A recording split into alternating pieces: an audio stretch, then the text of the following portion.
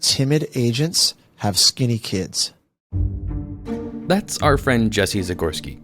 He was our most recent guest on Broker Breakdown.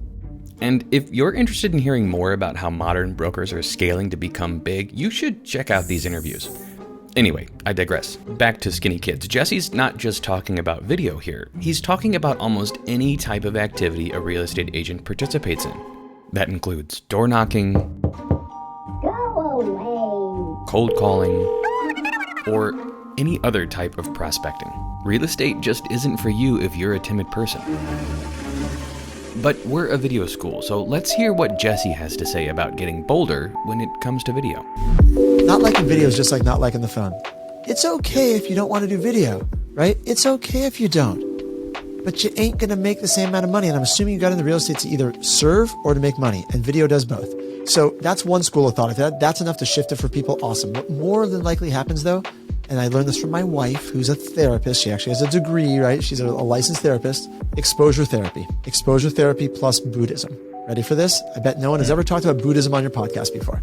Not yet. No. Not a practicing Buddhist, but I do borrow from Buddhism when I'm teaching about this sort of stuff. So we got exposure therapy, which means whatever your fear is, you're going to start with the smallest possible exposure that allows you to still move forward. How do you boil a frog?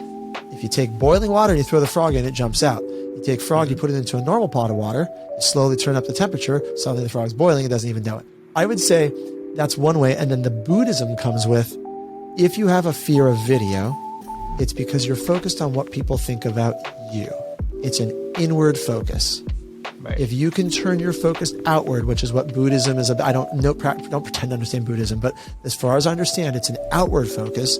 If you focus on who you're talking to, it's a lot harder on video because you're staring at a tiny black circle.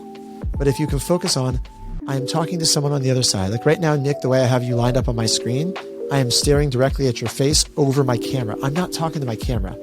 I still have trouble talking to my camera. It's just a weird thing to me after years, but I can do it. But when I talk to you, it makes it a lot easier. So I talk to my camera, I talk to you, or I visualize if I'm doing like a video, I visualize talking to who I'm talking to and the impact I want to have on them.